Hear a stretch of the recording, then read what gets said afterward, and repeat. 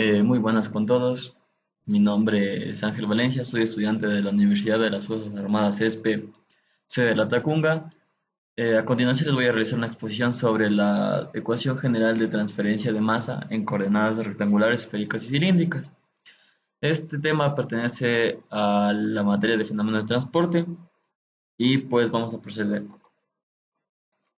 Antes que nada, tenemos que pasar primero con la deducción de la ecuación general de la transferencia de masa. Entonces, primeramente vamos a analizar el volumen de control en un delta X, delta Y y delta Z, a través del cual está fluyendo una mezcla, incluyendo las componentes A, tal como se aprecia en la siguiente figura que les mostraré. La expresión de volumen de control que corresponde a la conservación de masa es la que se está presentando en pantalla, una doble integral de ρ por el producto punto de v por n por el diferencial de a más la derivada parcial con respecto a t de la triple integral del, del ρ por dv y es igual a cero.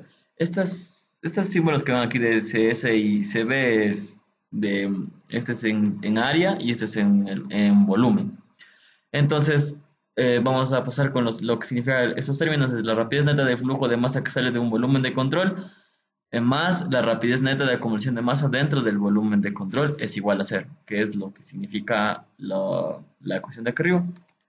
Ahora, si vamos a analizar esta es la imagen que les mencioné que vamos a analizar. Entonces, si se evalúa la conservación de una especie determinada, esta relación debe incluir un término que corresponde a la producción o desaparición de A por medio de una reacción química que ocurre dentro del volumen. La relación general para el equilibrio de masa de la especie A corresponde al volumen de control bajo estudio, es decir, a la imagen que estamos mostrando en pantalla, donde se puede mencionar que la rapidez neta de volumen de masa de A desde el volumen de control más la rapidez de acumulación de A dentro del volumen de control menos la rapidez de producción química de A dentro del volumen de control. Estos son los términos que se evalúan correspondientes a la especie A y, y los significados ya se explicarán más adelante. Ahora, vamos, la rapidez neta de flujo de masa de volumen de control se puede calcular tomando en cuenta la masa transferida a través de la superficie de control. Por ejemplo, la masa de A transferida a través del área de delta X, delta Y es en X, será ρ por A por V de sub A X, y de igual forma para delta Y y delta Z. Entonces, la rapidez de flujo de la masa en la dirección A es n sub A, x por delta Y por delta Z, evaluados en x más delta X menos n sub A x por delta Y por delta Z, evaluados en X. De igual forma sería para Y y para Z. Y por último, la rapidez de acumulación de A en el volumen de control sería la derivada de ρ sub A con respecto a T del delta X, delta Y y delta Z. Bueno, con esto explicado podemos pasar a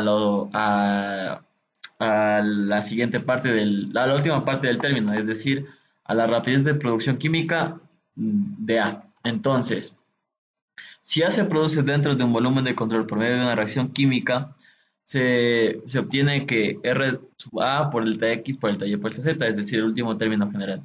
Entonces, este término corresponde a la producción, química. Es análogo al término que corresponde a la generación de energía, que aparece en la ecuación diferencial de transferencia de energía, tal como ya se vio anteriormente. Entonces, se sustituye cada uno de los términos en la primera ecuación que vimos y se puede obtener lo siguiente: que n sub a, x por delta y por delta z evaluado en x más delta x menos n sub a, x por delta y por delta z evaluado en x más los términos que vimos anteriormente, la parte de acá, es igual a cero. Al dividir todo esto al volumen del delta x, delta y delta z, se obtiene la ecuación que estamos acá abajo. Entonces, si se evalúa la expresión cuando el límite en el límite, cuando delta sub x, delta sub y, delta sub z tienden a cero, se obtiene esta ecuación diferencial.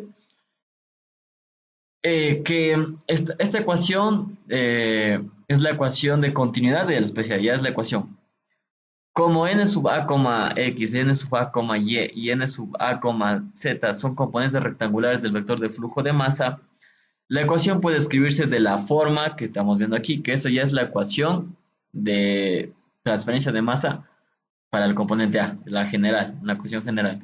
Para la componente B se realizan los mismos pasos y se tiene la siguiente ecuación, y para una mezcla se obtiene la ecuación que estamos viendo acá abajo. Entonces, con todo esto mencionado, ya podemos pasar a la ecuación diferencial de transferencia de masa para coordenadas rectangulares, cilíndricas y esféricas.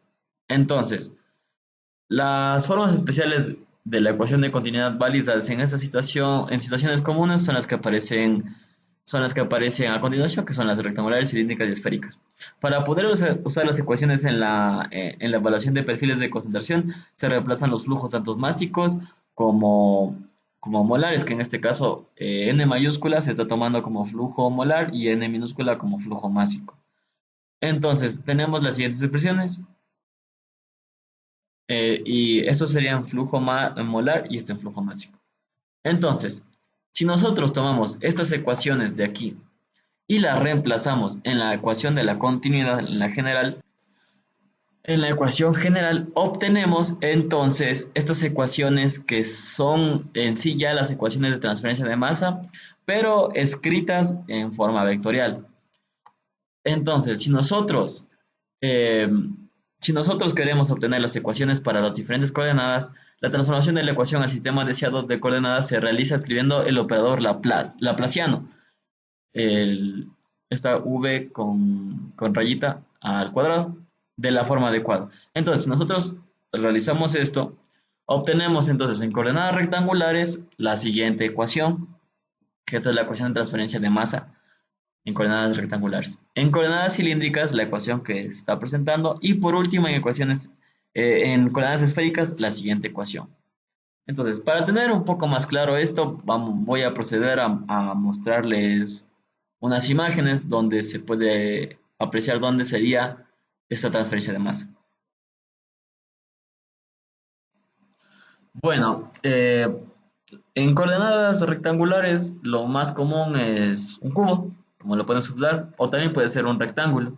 En GeoGebra se puede apreciar esta imagen, y pues la transferencia de masa se puede dar en los diferentes ejes, tanto en el eje X, en el eje Y o en el eje Z, dependiendo de nuestra perspectiva. Ahora, bueno, ahora pasamos con las coordenadas cilíndricas, en donde ya no va a representarse, perdón, con X, Y, Z, sino que se van a representar con las coordenadas R, θ y Z. Es decir, R del radio, Z sería nuestra amplitud, es decir, la línea azul, hasta dónde va a llegar el cilindro, el radio sería el rojo, y θ, nuestro ángulo, esto sería dependiendo en qué punto lo analicemos. Si digamos analizamos aquí en este punto, entonces nuestro ángulo iría desde aquí hasta acá, desde el eje X hasta donde se va a realizar la línea. Es decir, en las coordenadas esféricas y cilíndricas no desaparecen los ejes X y Z, sino que se los nombra de una forma diferente o se utilizan otras coordenadas eh, para facilitar el entendimiento y la resolución de los problemas relacionados con este tipo de fenómenos. Bueno, para darle un poco más de dinamismo, vamos a representar las coordenadas esféricas en una bola de espuma flex, en donde de igual forma como ya vimos anteriormente tendríamos que saber en qué coordenadas se va a dar la transferencia de masa. Y para darle un poco más de dinamismo a esta presentación, pues aquí vamos a ver cómo se va a dar la transferencia de masa. Desde esta línea de aquí nos va a representar la coordenada ρ. Esta línea de acá nos va a representar la coordenada phi, que es el ángulo que diría desde arriba hasta acá abajo.